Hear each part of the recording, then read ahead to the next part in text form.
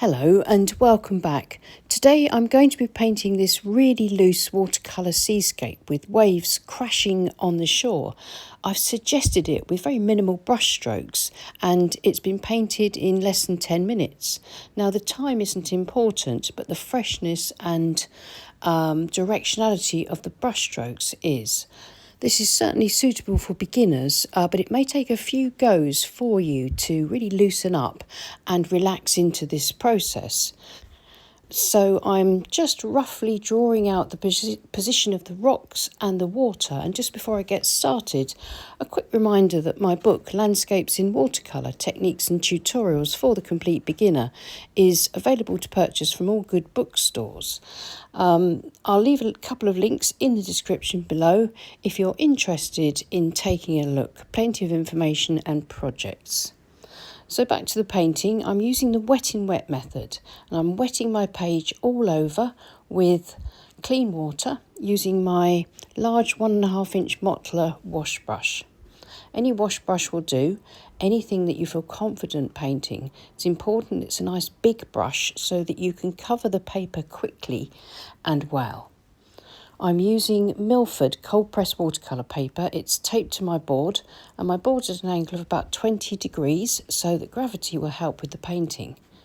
This is cobalt blue and I've just mixed up a light value of it and I'm sweeping it across the sky, keeping it nice and light, leaving a few unpainted areas that will softly diffuse just to suggest a little bit of cloud, but I want a very simple sky. When I get down to my horizon line, I've added a bit of indigo into that light value mix just to deepen it a bit and work under my horizon line for my slightly darker sea. And then I start moving the brush around and leaving plenty of unpainted paper around where I want my churning white water and breaking waves.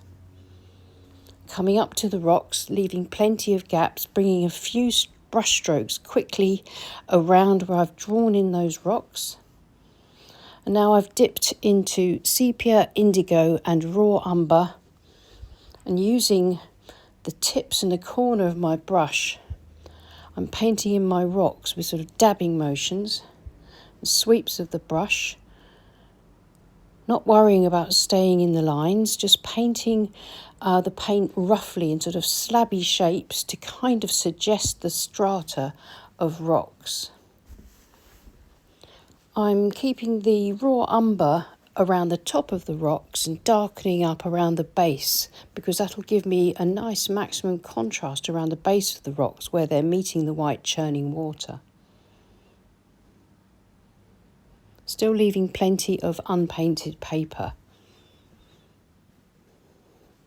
Trying to keep a nice sort of hard edge across the edge of the rocks in the midground and foreground and just flicking a bit of clean water into the rich paint there, and this will create deliberate little cauliflowers or blossoms or blooms, and that will give me the effect of water running off from the rocks and sort of splashing and that kind of blurry effect of the movement of water, and then continuing with the flat brush to sort of define those shapes, and then using a bit of that blue and indigo to bring a bit more definition, but not too much, very loosely into the water.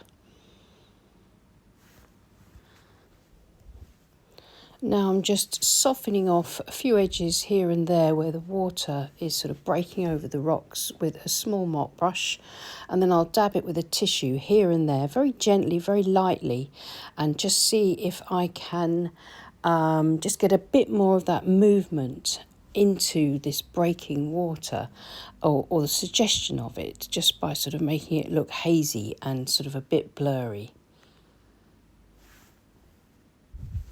Just adding a bit more indigo and sepia around the base of the rocks in the foreground, still leaving plenty of unpainted paper. And now this is my palette knife. It's a size 5 palette knife and I'm using it to scrape through the damp paint, the rich damp paint of the rocks, and I'm defining the shape of some of the rocks a little bit more this way and creating a bit of variety in the tonal value and the textures that are created here.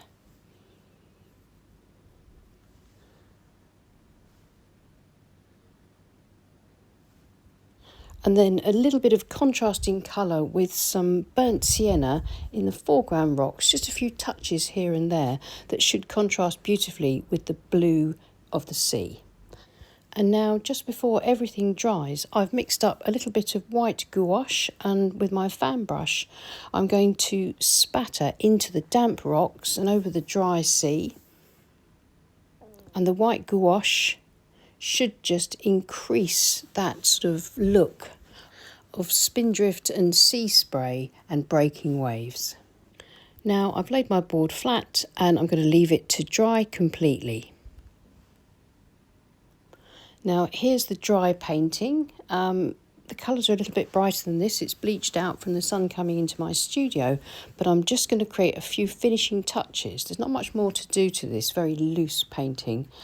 I've mixed up a very light glaze of cobalt blue with a bit of indigo in it, and I'm using my size 2 quill brush just to deepen up the sea along the horizon line, trying to keep it nice and straight, nice and horizontal. And then I can bring a bit of cobalt blue in with my fan brush just here and there around the rocks, just a slightly brighter value, not much, just a few touches here and there, just to really make those areas of water that are seeping and roiling around the rocks pop a little bit more. Stepping back and having a look just to see how it looks, see whether I need to do anything else. And just a few little touches of paint here and there. Not much needed to do to this very, very loose seascape. Less is most certainly more with a painting like this, because we're looking to suggest the scene rather than paint anything too overtly. I'm now going to remove the tape from the painting. Removing the masking tape helps to reveal this nice, crisp, clean border, and it's always one of my favourite parts. Because even if I think a painting hasn't gone particularly well, it always tends to look a lot neater and a lot more finished once that tape has been removed. It kind of gives us the chance to look at things with fresh eyes, and we can see then if we need to do anything more to it. And I'm quite happy with the way the painting has turned out. Here it is in a better light, so you can see how the colours look. You can see the difference that the little bit of indigo has made in the sea to sort of deepen it up. So it contrasts nicely with that very light, simple sky. And if you're a beginner, try not to be too intimidated by something like this. Try and see it as an exercise, a practice piece. And I'm much happier when people don't try to follow these demos step by step. That's not what they're really here for. What I'm trying to do is show you a few processes so that you can go away and try something similar for yourself. It doesn't have to be the same scene, but just so you can try out some of these techniques. Some of them you'll like, some of them you won't, but it'll all help with your progress on your watercolour journey. If you enjoyed the video, then please give us a thumbs up and subscribe to our channel if you haven't already. It really helps with our reach. And if you'd like to support us, then there are links in the description below to our Patreon pages. And thanks so much to our patrons. I'll see you again soon. Take care and happy painting. Bye.